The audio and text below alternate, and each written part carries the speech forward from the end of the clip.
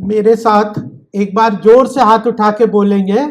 मैं बोलूंगा भारत माता की, आप सबको क्या बोलना है? जय भारत माता की। दोनों हाथ उठा के। युवाओं की यही पहचान है, जोश होना चाहिए पूरा, है ना? भारत माता की, भारत माता की, वंदे वंदे। You all feel proud to be associated with SRCC? Yes? देखो, मैं भी हंसराज से पढ़ा हुआ हूं और उस समय when I was studying in Hansraj, I was very proud. I thought very privileged to be in Hansraj college और बड़ा स्वाभिमान था अपने कॉलेज के प्रति। फिर थोड़ा एक्सपैंड हुआ मेरा विजन, तो मैं कहा I am part of Delhi university.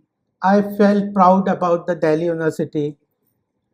उसके बाद जब धीरे धीरे थोड़ा और एक्सपैंड हुआ तो this Delhi University is part of our country India, तो इंडिया के प्रति भी प्राउड हो सकते हैं। तो ये we have to enlarge our vision, association. धीरे धीरे जितने लोगों को अल्टीमेटली व्हेन यू एडॉप्ट किसी चीज को समझते हैं हम लोग कि अपनापन के साथ, आत्म सम्मान के साथ, उसको we feel proud of being associated, have a feeling of ownership, तो उस इंस्टीट्यूशन के लिए भी हम बहुत कंट्रीब्यूट कर लेते हैं और हम भी अपना उसका ज्यादा लाभ उठा सकते हैं। तो मुझे लगता है कि आज ये सेंटिनरी सेलिब्रेशंस तो आप सबका ये साल चल ही रहा है और मैं देख रहा हूँ you have been privileged to have interaction with so many bright minds of the country. तो बहुत अच्छा ये पीरियड है और मुझे लगता है कि इस चीज को आप लेके आगे चलेंगे। एक और साथियों मैं बात कहना चाहता हूं, वो ये है कि जब जीवन में कोई गोल हम ले लेते हैं, जब हम कोई डायरेक्शंस अपने सामने खड़ी कर लेते हैं, तो फिर हमारी कैपेसिटी काम करने की बहुत बढ़ जाती है ना। अब प्रधानमंत्री मोदी जी ने हम सबके सामने एक लक्ष्य रखा है विकसित भारत का 2047 में। विकसित भारत बनाना है और उस संकल्प को अगर हम सब अपना ले, कोई प्रधानमंत्री अकेले तो ये कुछ करने वाले नहीं है, हम सबको कलेक्टिव एफर्ट से इस चीज को अचीव करना है और उसके लिए विल पावर की आवश्यकता होती है। Whenever you have strong will to achieve that anything, your capacity increases. संकल्प में बहुत शक्ति है। अगर इतिहास को अगर आप देखेंगे, भारत के इतिहास में बड़े बड़े लोगों के कंट्रीब्यूशन को देखेंगे, उन्होंने कम उम्र में अगर कोई संकल्प लिया तो उन्होंने ही इतिहास रचा है। तो इसलिए यह भी महत्वपूर्ण है कि हमें गोल क्लियर हो जाए और उसके लिए रास्ता भी क्लियर हो जाए और उसको अचीव करने के लिए हम लोग पूरे विल पावर के साथ काम करते हैं, तो हमारे लिए कैपेसिटी बढ़ जाती है। और यह भी देखना है हमें कि इकोनॉमी का हमारे जीवन में बड़ा महत्व है। अगर आज वैश्विक स्तर पे हम ये बात कर रहे हैं, हम यह जो लक्ष्य लेके चल रहे हैं विकसित भारत का, या we want to have a global footprint for India, तो उसके लिए आज जो इंटरेस्ट हम देखते हैं ग्लोबल लेवल पे, that is because the world thinks that the economic activity in coming 2-3 decades is going to shift towards India and the world wants to participate into that economic activity. And we all know that without being an economic power, we cannot have a global footprints.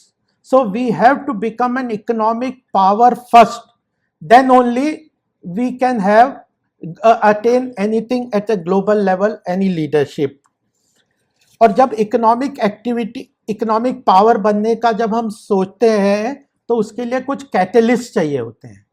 और मुझे लगता है यह जो आज topic भी है कि जो cultural economy, engine for future growth of India, तो जब हम इकोनॉमिक पावर बनने का कोशिश करते हैं या मान के चलते हैं, करने का प्रयास करते हैं, तो हमें कुछ कैटलिस्ट चाहिए जो कि हमारी ग्रोथ को प्रोपेल करेंगे। ऐसे एरियाज जहां पे हमारा पोटेंशियल स्ट्रांग है and we can achieve lot many things, have a global leadership. तो एक समय था services sector, software engineering, pharmaceutical sectors, automobile sectors, इन्होंने भारत की ग्रोथ को प्रोपेल किया।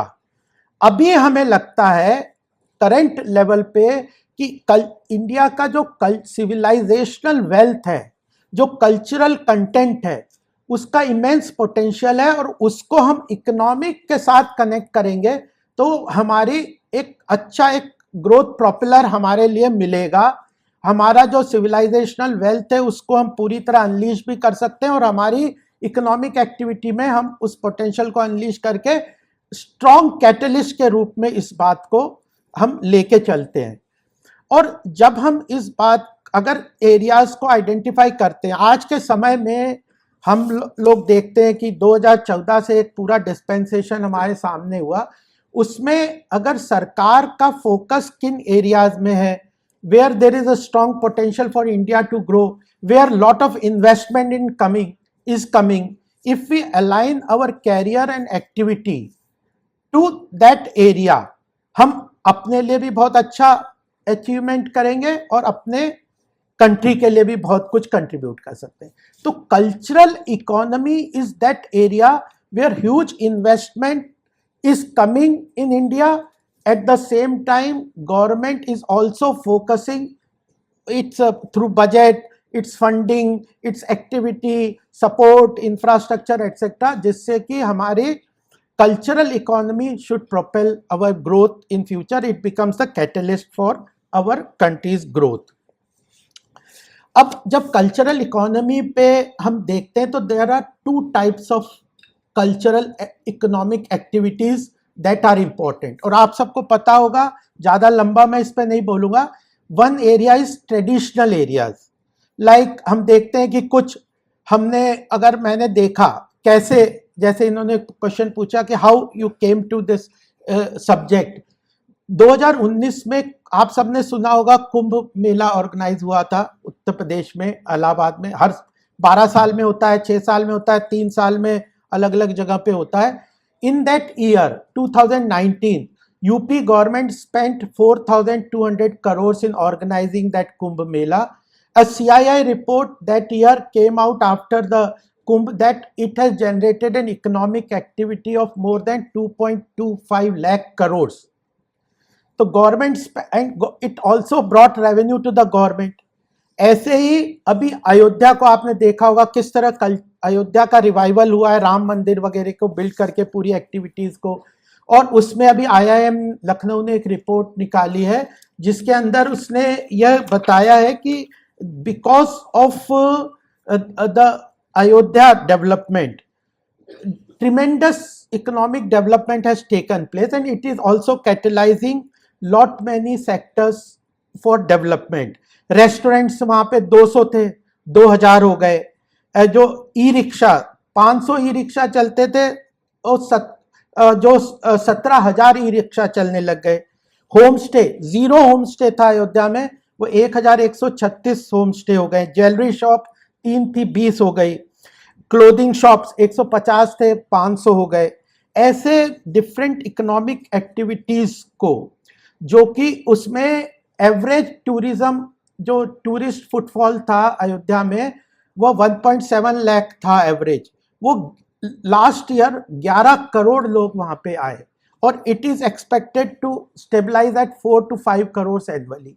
तो ये जो इस तरह की जो ट्रेडिशनल एरियाज हैं, वह आज कुंभ मेला है, अयोध्या है, वाराणसी के बारे में हम देख सकते हैं। आजकल इंटरनेट का जमाना है, lot many information you can get through internet.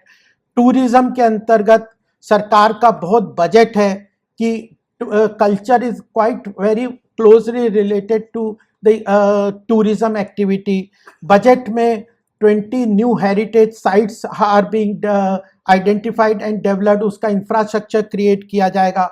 Prasad scheme है जिसमें 64 जो डेस्टिनेशंस है, टूरिस्ट डेस्टिनेशंस पूरे कंट्री में, उनको डेवलप किया जाएगा। इंफ्रास्ट्रक्चर को तो हम देख ही रहे हैं, आज आप कहीं जाते हैं तो होटल्स बन रहे हैं, रोड्स बन रहे हैं, अलग अलग तरह के इंफ्रास्ट्रक्चर क्रिएट हो रहे हैं, एयरपोर्ट्स बन रहे हैं, इन सेक्टर्स को इन एरियाज को अलाइन करते हुए। फिर Buddha circuit, Ram circuit, Krishna circuit, Tamil Kashi Sangam, इस तरह के बहुत सारी एक्टिविटीज इकोनॉमिक एक्टिविटी में जो कि ट्रेडिशनली कल्चर से रिलेटेड है। और केवल यही नहीं है, Another very important area that is developing is spiritual tech. सुना होगा आपने नाम कई बार, किसी ने सुना है? एमर्जिंग एरिया बहुत स्ट्रांगली डेवलप कर रहा है वो, दैट इज स्पिरिचुअल टेक. उस स्पिरिचुअल टेक में वो जो एक्टिविटीज है, use of technology is being connected to bring the spiritualism, democratisation of spiritualism and its access to the common people. और उसके लिए बहुत सारे टेक्नोलॉजिकल इनोवेशंस हो रहे हैं. जैसे आप अगर देखो तो भारत ऐप बन रहा है. How do you locate about, एक एस्ट्रोटॉक कंपनी है, एस्ट्रोटॉक कंपनी जो कि एस्ट्रोलॉजिकल सर्विसेज प्रोवाइड करने का काम कर रहे हैं. उसका इस साल का लास्ट ईयर का रेवेन्यू जो था वो 1214 करोड़ का था और they are planning to come out with a IPO. फिर वामा है, virtual visit of various tourist temples etcetera. Sadhana app है. देन वास्तु के कंसल्टेशंस के रूप में आ रहे हैं. And there are around more than 900 plus startups which are coming up in only spiritual tech. ये स्पिरिचुअल टेक पूरी तरह से एक अलग से नॉन ट्रेडिशनल एवेन्यूज के लिए अपॉर्चुनिटी क्रिएट कर रहा है. जब हम देखते हैं तो उसके साथ हमारे साथ एक और हमारे third area of cultural economy है, हैंडीक्राफ्ट्स है, आर्टिफैक्ट्स है. इन तरह के जैसे बनारस की साड़ी वगैरह फेमस है. ये जो प्रोडक्ट बेस्ड जो कल्चर का जो मैन्युफैक्चरिंग होता है, इसकी भी बहुत अपॉर्चुनिटीज़ है.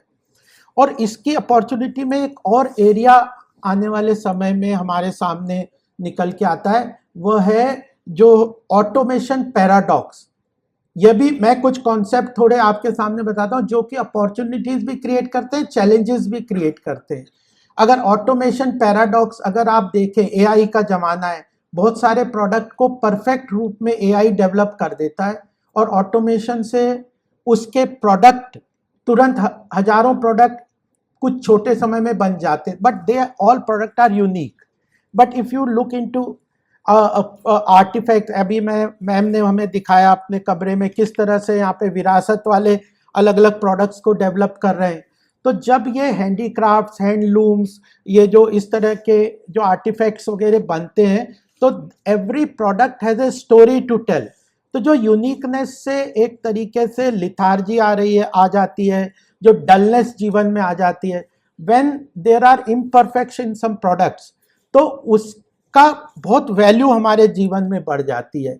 तो इसको ऑटोमेशन पैराडॉक्स के रूप में हम देखते हैं. तो ये अपॉर्चुनिटीज़ हैं ट्रेडिशनल एरियाज में, स्पिरिचुअल टेक के माध्यम से टेक्नोलॉजी को जोड़ते हुए, democratisation of spiritualism, easy access to the common man.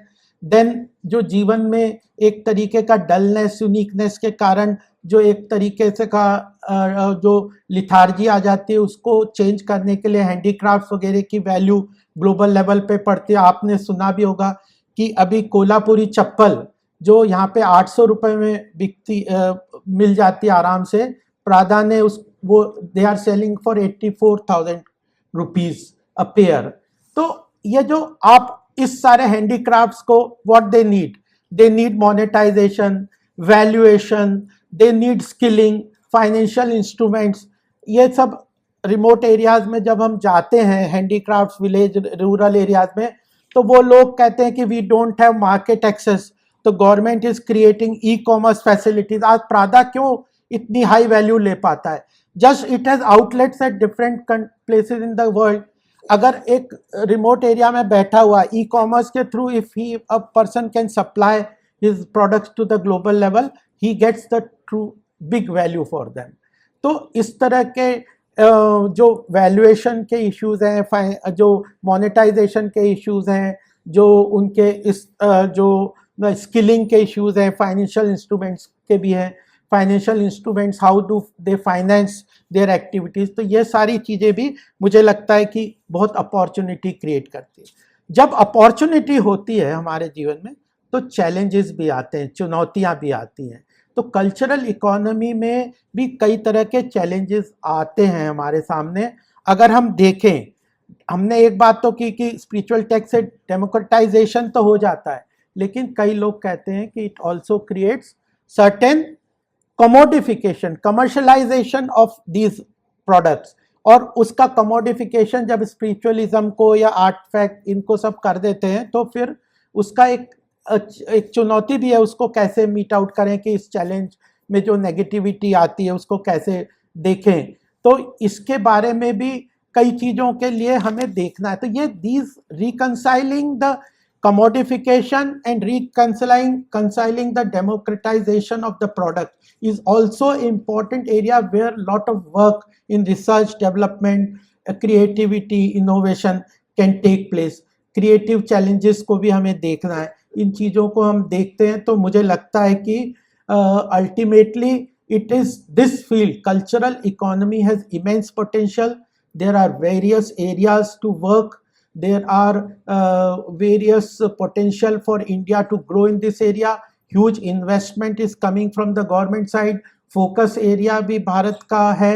Cultural wealth जो भारत की है उसको पूरी तरह से हमने उसके पोटेंशियल को अनलीश नहीं किया है, और बिना इकोनॉमिक पावर बने हुए भारत वैश्विक स्तर पे ग्लोबल लीडरशिप अटेन नहीं कर सकता।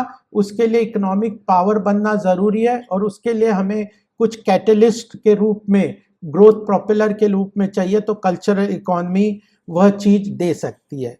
एक लास्ट बात कह के मैं अपनी बात को ख़त्म करूँगा, वो है कि एक वर्ल्ड बैंक की एक रिपोर्ट थी बिजनेस डेवलपमेंट के ऊपर। उन्होंने कहा द सोसाइटीज़, कल्चर का एक और महत्व है बिजनेस एनवायरनमेंट के अंतर्गत।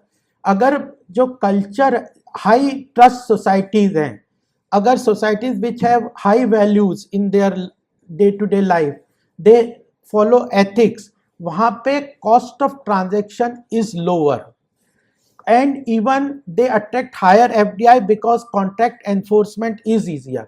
तो when you incorporate the culture into your day to day business, any business that you do, then it also helps into attracting more FDI, get better investment, low transaction cost. So that also is important that we adopt the culture, ethical culture. हमने देखा चोला राजाओं के time पे मंदिर के ही centre of economic activity किस तरह से उन्होंने डेवलप की। तो these are all immense potential and which we can all unleash and take it as a career. And I am happy कि यह जो आज प्रोग्राम करके मुझे यहाँ बुलाया गया है, तो we will be able to more interact on the subject and then we can start some question and answer. Thank you very much. 90% of the cultural organizations worldwide consider themselves to be financially sustainable, and in terms of India's context, the number और भी कम है। So according to you, what new financial instruments could be introduced, such as impact bonds or policies that could prevent private investment into the sector, sir? देखिए, महत्वपूर्ण question है कि जो economic connect establish करना in activity की ज़रूरी है। अभी मैं गया था यूपी मैं नोएडा रहता हूँ, तो एक्सपो में UP government had organized one expo where they had called handicraft people, those who are making these handicraft items, and they had exhibited that. So I went to one stall, और उसने बड़े अच्छे लकड़ी के खिलौने बनाए थे। मैंने कहा बड़े सुंदर खिलौने बनाए हैं। तो उसने बोला कि ये और मैंने कहा क्या कॉस्ट है, तो बोला कि उससे बात करते करते मुझे बताया कि सर ये जब ये खिलौने हम बनाते हैं ये बहुत अच्छे हैं, लेकिन इनकी जो कॉस्ट है वह उसकी वैल्यूएशन से रेमुनरेटिव नहीं बन पाती, क्योंकि इसमें बहुत मेहनत लगती है। और अगर मेरे जो नेक्स्ट जनरेशन है, to pass on to the next generation, next generation prefers to drive auto then to make this product and get into this field. ऐसे अभी एक और, क्योंकि ये जो आर्टिफैक्ट जो वगैरह जो है ना, इसमें इसकी फाइनेंशियल कनेक्शन स्टैब्लिश करना बहुत ज़रूरी है। और पहले तो एक समय में तो राजा महाराजाओं की पैट्रोनेज होती है, इसलिए कल्चरल इकोनॉमी का बहुत महत्व है कि इसकी वैल्यूएशन, उनको मार्केट एक्सेस मिले। They should not depend only on government funding and support, they should try to monetise them, get valuation for them, connect global market access को कोशिश करें और फिर उसके साथ इस एक्टिविटीज को बढ़ाते हो। तो सरकार का इकोनॉमिक एक्टिविटी को इस एरियाज में इकोनॉमिक एक्टिविटी कनेक्ट स्टैब्लिश करने का ज़्यादा प्रेफर्ड रास्ता है। Just there are ways where the government funding is there, but ultimately if they only depend on the government funding and support from corporate sector, whether from CSR etc., that will not be sufficient. We have to connect these things, activities through their economic activity so that it becomes their day to day livelihood, और उसके लिए इनकी valuation जरूरी है। Thank you so much sir. Sir, आप ministry of finance के MSME sector के task force का एक हिस्सा थे। अभी लगभग 11 करोड़ लोग इस सेक्टर में एम्प्लॉयड हैं, बट फिर भी ये सेक्टर क्रिटिकली क्रेडिट कंस्ट्रेंट और टेक्नोलॉजिकली अंडर प्रिपेयर्ड है। तो आपके हिसाब से ऐसे कौन से हमें पॉलिसी रिफॉर्म्स और इंटरवेंशंस लेने चाहिए ताकि ये सेक्टर और फॉर्मल और फ्यूचर प्रूफ बन सके? देखिए, सबसे बड़ी एमएसएमई सेक्टर की प्रॉब्लम क्या थी, लोग सोचते थे कि हम लोग अगर बायलैटरल ट्रेड एग्रीमेंट कर लेते हैं, जैसे हमने यूएस से किया, या अब लगभग 38 कंट्रीज से हमारा बायलैटरल ट्रेड एग्रीमेंट हो गया, उसी से हमारा मैन्युफैक्चरिंग सेक्टर इम्प्रूव हो जाएगा और बढ़ जाएगा। ऐसा नहीं है। हमने पहले कोरिया और जापान से भी एफटीए साइन किया था, but that did not benefit our manufacturing sector. So the thing is, the manufacturing sector has to positively work for quality, low cost. अब इसके लिए सरकार बहुत सारी स्कीम्स ला रही है, जैसे लॉजिस्टिक कॉस्ट कम करने का काम। इंफ्रास्ट्रक्चर का एक पर्पस तो ईज ऑफ लिविंग तो है ही, ईज ऑफ डूइंग बिजनेस है, एंड लॉजिस्टिक कॉस्ट को कम करने का भी एक ऑब्जेक्टिव है कि transportation of raw material, transportation of finish goods कम हो। अगर ग्लोबली कॉम्पिटिटिव हमारा मैन्युफैक्चरिंग सेक्टर अगर नहीं होगा, तो जब सिंपली फ्री ट्रेड एग्रीमेंट से ही फायदा नहीं होगा। तो these manufacturing units have to integrate their products into regional and global supply chain, focus on quality, focus on better compliances, focus on lowering of the cost. ये चीज़ों के लिए सरकार ने बहुत सारी स्कीम्स लेके आए, अवेलेबिलिटी ऑफ रॉ मटेरियल, ये सब चीज़ें कर ही रहे हैं, और आईपीआर, जीआई टैगिंग, इस तरह के चीज़ें initiative, ONDC, e commerce facilities वगैरह कर रहे हैं। तो मुझे लगता है कि we want to strengthen our manufacturing sector, one thing which the government is focusing, particularly MSME sector. दूसरा जो बात है कि एमएसएमई में भी हम लोग जो अभी वर्कआउट करने का प्रयास कर रहे हैं कि if you the classification of MSME है वो केवल टर्नओवर और इन्वेस्टमेंट के बेसिस पे, बट एमएसएमई में भी there are 3 categories: services, trading and manufacturing. They have different kinds of problems, they have to be segregated. वह एक बात है जिसके ऊपर सरकार के लेवल पे, पॉलिसी लेवल पे वर्कआउट कर रहे हैं कि they have different requirement, credit, market access, technology driven, then other requirement etcetera. तो they have a different field. और थर्ड एरिया है, मुझे लगता है कि एमएसएमई जिसमें काम कर सकते हैं मैन्युफैक्चरिंग का, वो है डिजिटल जो एसेट्स हैं। आज क्रेडिट अवेलेबिलिटी की आपने बात की, बैंक के पास जाते हैं, कोलेटरल से लोन, बिना कोलेटरल फ्री लोन नहीं दे रहा, वो बैंकों के पास काफ़ी जाते हैं। और सरकार की तरफ से भी प्रयास हो रहा है, उनको भी हम कहते हैं जो आपके डिजिटल एसेट्स हैं। मान लीजिए आप GST, thousand and thousand of rupees you are paying on daily basis in the GST. आपकी जो डिजिटल ट्रांजेक्शन्स हैं वो एक आपका क्रेडिट डिजिटल हिस्ट्री क्रिएट कर रहा है।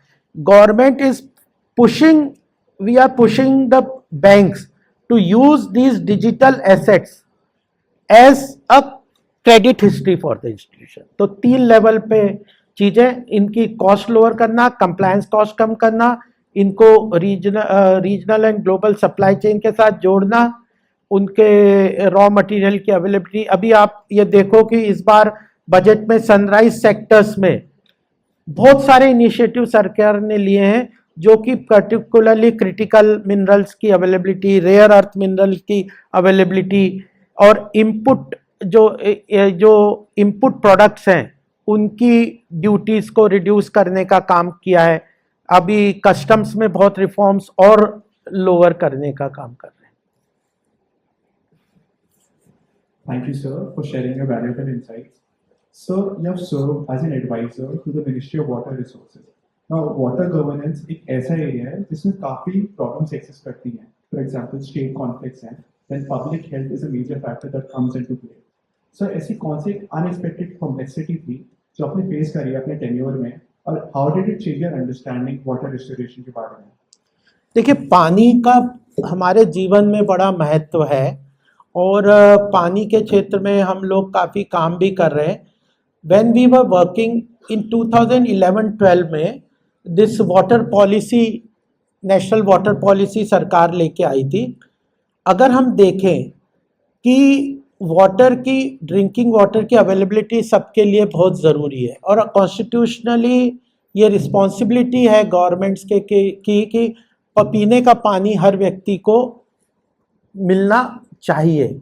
बट एट पॉलिसी लेवल क्या होता है, अभी भी मैं देखता हूँ कि अब मैं थोड़ा सा ये बताना भी चाहता हूँ कि दिल्ली में दिल्ली जल बोर्ड जैसे काम कर रहा है, तो स्लोली हमारा कॉन्स्टिट्यूशन कहता है कि water can not be privatise, neither it can be commercialise, free drinking water has to be given to everybody by the government. But through the policy level पे ये जो डिस्ट्रीब्यूशन एंड मैनेजमेंट के नाम पे commercialisation पानी का हो रहा, तो you asked what challenge I faced, जो मुझे लगा कि बहुत इम्पॉर्टेंट फैक्टर है कि पानी के लेवल पे one thing is that commercialisation and privatisation and through distribution and management के नाम पे कॉस्टिंग जो करने का कुछ लोकल बॉडीज करती हैं, उसको भी हमें स्ट्रांगली रोकना चाहिए। दूसरी बात जो पानी के लेवल पे ये लगता है कि it is considered that the cost will reduce the consumption. If you put cost to the water consumption, it will conserve water consumption. Actually empirical studies या जो भी डेटा के ऊपर पे अगर हम जाएं तो जो कंजम्पशन बाय द मार्जिनलाइज्ड और पुअर सेक्शंस के जो सोसाइटीज में जो लोग हैं उनके ऊपर कॉस्ट का इम्पैक्ट ऑन कंजम्पशन ज़्यादा पड़ता है। एक अमीर आदमी है, रिलायंस है, वो 1000 लीटर रोज पानी कंज्यूम करता है, उसको फर्क नहीं पड़ता कि 10 रुपये लीटर पानी मिलता है या 100 रुपये लीटर पानी मिलता है। बट एक गरीब आदमी, रिमोट स्लम एरियाज वगैरह में हम गए तो वहाँ देखते हैं कि अगर पानी उसको पीने का 30 रुपये की बॉटल मिलती है तो वह अपने कंजम्पशन को कम कर देता है, उसका हेल्थ इम्पैक्ट होते हैं। तो यह दूसरा बात है कि ये जो स्लाइटली असेंशियल एलिमेंट्स के ऊपर प्राइसिंग कैन कंजर्व देम, ये नोशन भी इकोनॉमिकली बहुत साउंड नहीं है। और तीसरा जो इशू मुझे लगा जिस पे हम लोग काम भी कर रहे हैं जलाधिकार फाउंडेशन के लिए, कि ownership of natural resources, who is the owner? Our constitution says that the natural resources are owned by the community, neither the government is the owner of the natural resources. तो यह भी एक बार conceptually clear करना है। When any government or anybody is not owning the natural resources, how they can transfer that resource, privatize them or commercialize them? तो ये चीज़ों को conceptual level पे, तो we think कि there is a big challenge on working on natural resources, essential elements, इनका जो जीवन में महत्व है, व्यक्ति के महत्व में, तो वह भी हमें लगता है कि वह इम्पॉर्टेंट एरियाज हैं जहाँ पे और काफ़ी काम करने की आवश्यकता है पॉलिसी लेवल पे। Thank you so much sir. Sir, आप हमेशा से बोलते आए हैं कि इंडिया को एक कल्चरल इकोनॉमिक मॉडल की ज़रूरत है जो हमें हमारा सपना एक विकसित भारत बनने का में मदद करेगा और बाकी इकोनॉमीज के लिए एक केस स्टडी के तौर पे होगा। तो आपके हिसाब से इस मॉडल के कौन से 3 से 4 कॉम्प्रिहेंसिव पिलर्स हो सकते हैं? सबसे बड़ी बात तो है कि हमें ना अपने माइंडसेट में ये बहुत क्लियर करना पड़ेगा कि हमारे जो कल्चरल वेल्थ है, सिविलाइजेशनल वेल्थ है, उसको उसके ट्रू पोटेंशियल को हम रियलाइज नहीं कर पाए। उसमें इमेंस पोटेंशियल है, उसको रियलाइज करने के लिए उसका इकोनॉमिक कनेक्ट स्टैब्लिश करना है। अब इकोनॉमिक कनेक्ट अगर स्टैब्लिश करना है तो उन चीज़ों, उन एक्टिविटीज़ को, उन प्रोडक्ट का मोनेटाइजेशन, वैल्यूएशन, ये सब चीज़ें करनी पड़ेगी। उसके डेटा कलेक्ट करना पड़ेगा, उसके परफॉर्मेंस मैट्रिक्स बनाने पड़ेंगे, उसके फाइनेंशियल इंस्ट्रूमेंट्स क्रिएट करने पड़ेंगे। तो उसके लिए एक कॉम्प्रिहेंसिव मॉडल भी डेवलप करना बहुत ज़रूरी है। अगर आज एक कहते हैं कि क्रिएटिव इकोनॉमी और cultural economy together and tourism को जोड़ दिया जाए तो this area is contributing 8 to 10% to our GDP. अब उसको और आगे एक्सपेंड करने के लिए we need to have certain modelling वगैरह, ताकि पॉलिसी लेवल पे हम लोग इसको मतलब दे सकें कि कितने एक्स मल्टीप्लायर के अंतर्गत वो एक्टिविटीज़, उसका एम्प्लॉयमेंट कितना जनरेट करती है, कितना इकोनॉमिक एक्टिविटी जनरेट कर सकती है। जैसे मैंने कुंभ का ही बताया कि government spend 4,200 crore and it created an economic activity of 2.25 lakh crore. अभी 2024 में कुंभ हुआ था, the government budget, UP governments budget was 8,500 crore, but in GST collection and revenue collection only they collected more than 15,000 crore. तो गवर्नमेंट ने जितना स्पेंड किया, तो ये इसकी जो मॉडलिंग अगर होगी, ये जब हम इनको पूरी तरह से बता सकते हैं, इसको एक मॉडल के रूप में करेंगे, तो इसकी जो इकोनॉमिक एक्टिविटी की जो पोटेंशियल है उस चीज़ को हम गवर्नमेंट पॉलिसी में आगे जाके स्टैब्लिश कर सकते हैं। Thank you sir. सर, आप मैत्री कल्चरल इकोनॉमिक समिट से भी जुड़े हुए हैं। अभी एक ऐसा समिट है जहाँ पे कई बैकग्राउंड से लोग एक साथ आते हैं, जैसे कि economist, artist, public strategist. Sir, ऐसी एक कौन सी अनएक्सपेक्टेड इंसाइट है जो आपने गेन करी इनके साथ कॉन्वर्सेशंस में, जो आप हमारे साथ आप शेयर करना चाहिए? वो तो मैंने जैसे बताया कि ये जो व्हाट आई थिंक इज जो कल्चर, और कई बार क्या होता है कि हम लोग ये सोचते हैं कि कल्चर और इसको हमें प्रिजर्व करना है, उसमें गवर्नमेंट सपोर्ट चाहिए। हमें लगा कि ये जो इंडिया का कल्चर जो है, इंडिया के जो ट्रेडिशनल प्रोडक्ट्स एक्सेट्रा हैं, इट इज़ नथिंग, जो सिविलाइजेशनल वेल्थ है, it is not for keeping in museums. Rome Greek में तो वह म्यूजियम में रख दिए हैं, लेकिन आज हमारा जो सिविलाइजेशनल कंटेंट है वो तो जीवंत है। It is, we have to make it the part of our daily life. तो ये बहुत इंपॉर्टेंट है। आज आप अगर इकोनॉमिकली स्ट्रांग इंडिया बनाना है, हमें मजबूत देश को बनाना है, तो हम एक तो तरीका है कि आप जीडीपी बढ़ाते जाओ, और फिर आप एक मॉडल है कि you work on trickle down effect, कि वंस द जीडीपी इंक्रीजेस फिर गवर्नमेंट वेलफेयर स्कीम्स लेके आएगी, वेलफेयर स्कीम से फाइनेंशियल असिस्टेंस या लोगों को बेनिफिशियल जो उनकी आवश्यकता है उनको आगे नीचे रिमोट डिस्ट्रीब्यूशन मॉडल के साथ जाओ, तो ट्रिकल डाउन इफेक्ट के हिसाब से इकोनॉमी विल ग्रोथ एंड जो डाइवर्सिटी हम देखते हैं बहुत अपने देश में, वो खत्म होगी कि through the trickle down effect. दूसरा है बॉटम अप अप्रोच। अगर आप इकोनॉमिक एक्टिविटीज को रिमोट एरियाज में, कॉटेज इंडस्ट्रीज को जोग्राफिकल स्प्रेड के साथ आप उनको, उन एक्टिविटीज को वहीं पे लोगों को लाइवलीहुड की अपॉर्चुनिटीज क्रिएट कर सकते हैं, जिसका कि बहुत पोटेंशियल है। तो एक तो माइग्रेशन की प्रॉब्लम नहीं होगी और you will have a bottom up approach. तो आई थिंक कि हमें जो चैलेंज एमसीएस में लगा कि we have to work out on models where we can go for a bottom up approach and trickle down effect, जो economy का diversity को कम करने के लिए जो एक मॉडल है, उसमें कहीं ना कहीं बहुत स्लो प्रोसेस है और वो उतना इफेक्टिव उस तरीके से नहीं होता। तो कल्चर में, और ये जो cottage industry, handicraft industry, art, music, dance, food, festival, architecture, इन सब एक्टिविटीज को अगर हम रिमोट एरियाज में जोग्राफिकल स्प्रेड के थ्रू करेंगे तो वो डेवलपमेंट जो है वो अपने आप रिमोट एरियाज, विलेजेस और भारत के डाइवर्स एरियाज में लेके आएगा। तो इसी पे हम उसमें काम भी कर रहे हैं. We are taking it to the regional. What we are doing is, अब जैसे हमने गोवा में गए, व्हाट यू डू, स्टेट्स के साथ भी हम काम कर रहे हैं कि आप उसके कल्चरल पोटेंशियल को आइडेंटिफाई करिए. अभी मध्य प्रदेश में गए, वहाँ पे कितने जो हेरिटेज टूरिस्ट डेस्टिनेशन साइट्स हैं, कितने सारे ट्राइबल हैंडीक्राफ्ट बनाने के लोग अलग अलग जगहों पे काम कर रहे हैं, उनको आइडेंटिफाई करो.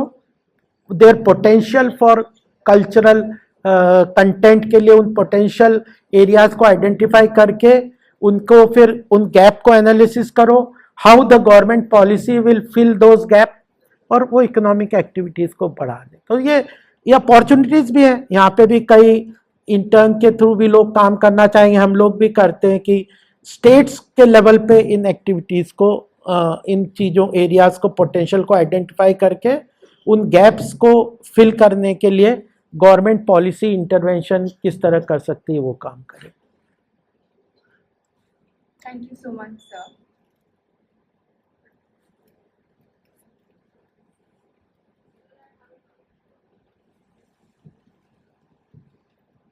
कोई स्टूडेंट्स कुछ पुश क्वेश्चन करना चाहते हैं?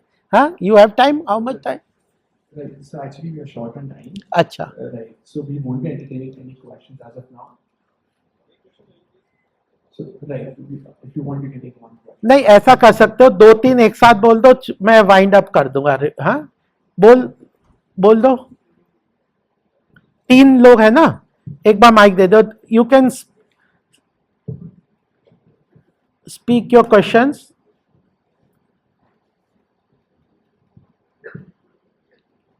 Good afternoon, sir. So I am Ratan Kaur, student of economics.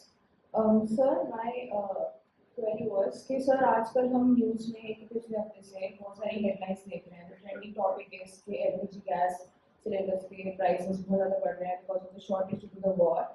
But sir, one of those उनमें से एक हेडलाइन थी जो हाईलाइट हुई कि हमारी गवर्नमेंट जो है supplying 5,000 metric tons of diesel to Bangladesh. Even when we are in a shortage, even then we are supplying to them. So I want to ask you sir why? Because हमें तो कुछ चाहिए तो हम क्यों नहीं सप्लाई कर रहे हैं? और ये डेटा आपने कहाँ से लिया है? Sir, this has been बहुत सारे न्यूज़ चैनल्स में आया sir. Times of India, India today. अच्छा, ठीक. Hindustan times.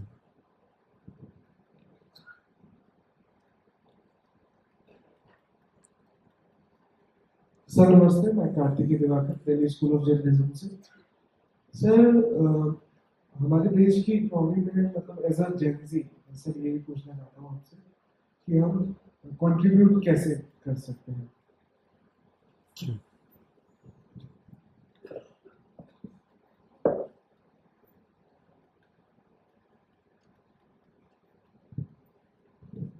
Good afternoon, sir. Thank you ये cultural economic activities का perspective देने के लिए, because this is something we not. लोग है ना आप अपने कैरियर की एक्टिविटीज में. Sure, sir. हाँ. वही confirm करने के लिए I have this doubt. हाँ. जैसे अभी क्लासरूम्स में भी स्टडी कि वर्ल्ड बैंक का भी एक पेपर है where they suggest कि countries often fall into a middle income trap. कि वो lower middle income से upper middle income में पहुंच जाते हैं, but developed countries जो विकसित भारत हमारा भी बोल है उसमें नहीं पहुंच पाते.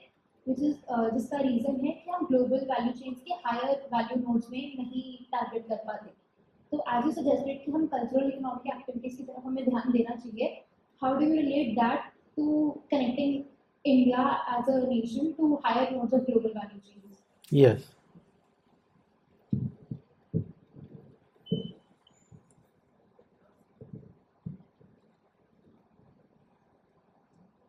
सर मैं प्रियांशु भारद्वाज अलीगढ़ से हूँ, कॉमर्स का छात्र भी हूँ और साथ ही मिनिस्ट्री ऑफ यूथ अफेयर्स से यूथ आइकन के लिए भी नॉमिनेटेड हूँ. सर भारत की इकोनॉमी बढ़ रही है, ये बहुत अच्छा मतलब बहुत अच्छी ग्रोथ है हमारे लिए. इस ग्रोथ को रेस्पॉन्सिबल और सस्टेनेबल बनाए रखने के लिए यंग लीडर्स की क्या जिम्मेदारी होनी चाहिए कि हम अपने साथ साथ अपने युवाओं को भी साथ लेके चले और जीडीपी में नई राह दे सके कि हमें और काम करना है, अपने आप को और एक नया विजन लेना है, अभी नहीं रुकना है, अपने यूथ को और मोटिवेट करना है, यहाँ नहीं थकना. ठीक है, देखिए मैं इनको सम अप कर देता हूँ. कि ये जो डिप्लोमेटिक लेवल पे कई कंस्ट्रेंट होते हैं और उसको फुलफिल करने के लिए कमिटमेंट्स भी होते हैं, लॉन्ग टर्म कॉन्ट्रैक्ट्स भी होते हैं। अगर हमारे किसी से हमने अगर सप्लाई के लिए लॉन्ग टर्म कॉन्ट्रैक्ट्स कहीं से किए हुए हैं, तो मार्केट फोर्सेस के अलावा जो इस तरह के जो सिचुएशंस आ जाते हैं उसमें भी हमें अपने कॉन्ट्रैक्ट को उसको एनफोर्स करना पड़ता है। तो ये कुछ वो होंगे कमिटमेंट जिनके कारण ये कर रहे होंगे। बट ये जो लग रहा है कि बहुत बड़ी क्राइसिस हो गई है, ऐसा नहीं है। I am working in oil company only as a independent director. तो सरकार पूरी तरह से उसके लिए प्रयासरत है कि चीज़ों को मैनेज कर दे। चैलेंजिंग सिचुएशन है, चुनौतियां हैं, but government is trying everything and there is nothing to be extreme have panic on that. फिर आप दूसरा, जैसे कल्चरल इकोनॉमी के पोटेंशियल को रियलाइज करने के लिए सरकार तो बहुत काम कर ही रही है। और आपका क्या क्वेश्चन था? हाँ, ग्लोबल वैल्यू चेन में इंटीग्रेट करने के लिए जब हमें इकोनॉमिक ग्रोथ कहीं लेना है तो हमें कुछ अपने पोटेंशियल्स को आइडेंटिफाई करना है जिनमें कि हमारी हाई पोटेंशियल है और हम लोग ग्लोबल लेवल पे उनकी लीडरशिप को अटेन कर सकते हैं। तो सरकार को लगता है कि कल सिविलाइजेशनल वेल्थ जो है वह एक तरीके से कैटलाइज कर सकती है। इसमें हम ग्लोबल लीडरशिप के हिसाब से सिचुएशनल लेवल पे भी ऐसी सिचुएशंस है जिसके कारण हमारी इसमें लीडरशिप आ सकती है। तो हम लोग उस फील्ड को एक तरीके से कैटलाइज करते हुए इसको इंडिया की इकोनॉमी के लिए, ग्रोथ के लिए प्रॉपुलर और कैटलिस्ट के रूप में मान के चलते हैं। युवाओं के लिए तो सरकार के बहुत सारे प्रोजेक्ट्स हैं। अभी ये जो young leadership dialogue prime minister ने पूरा किया, ये एक बहुत बड़ा इनिशिएटिव था जिसमें इनिशियली लगभग अराउंड 50 लाख यंग लीडर्स जो देश के लिए कुछ करना चाहते हैं, दे connected with the ministry of youth affairs. उसके बाद they were asked to give detailed forms were asked to be filled. After that, some people, those who were selected, they were asked to write the essay on various sub topics. और उसमें से 11 लोगों को select करके around 3000 people were called for 2 days in Bharat Mandapam. And prime minister wants कि young leadership should come, और उसमें से 11 लोगों को सिलेक्ट किया गया which gave presentation to the Prime Minister about their ideas how India can develop. Or Prime Minister after the budget said that from those interactions with young people, I got many ideas which have been incorporated into budget. तो young leaderships को, उनके ideas को, उनकी requirement को, उनके चीज़ों को लेते हुए आगे बढ़ने का सरकार काम कर ही रही है। आपका क्या था?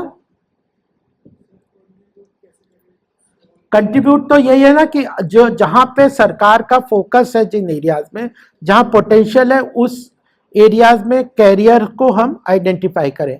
अब मैंने जैसे कहा स्पिरिचुअल टेक है, ट्रेडिशनल एरियाज हैं, या फिर जैसे सरकार को क्या करिए कि अगर टूरिज्म क्यों नहीं बढ़ रहा हमारे देश में इतना पोटेंशियल होने के बाद, क्योंकि जो टूरिस्ट का जो एक्सपीरियंस है about their cleanliness, about the guides not being available, about the infrastructure, hotel structures etc are not available, तो उन चीज़ों को इम्प्रूव करते हैं और यंग लोगों को गाइड्स और हिस्ट्री के ऊपर लोग ट्रेन करने का सरकार काम कर रही है। तो उन एक्टिविटीज़ में अपने कैरियर को ओरिएंट करेंगे तो डेवलपमेंट होगा, है ना। Thank you. Thank you very much, sir, for your valuable insights. As we draw this remarkable session to a close,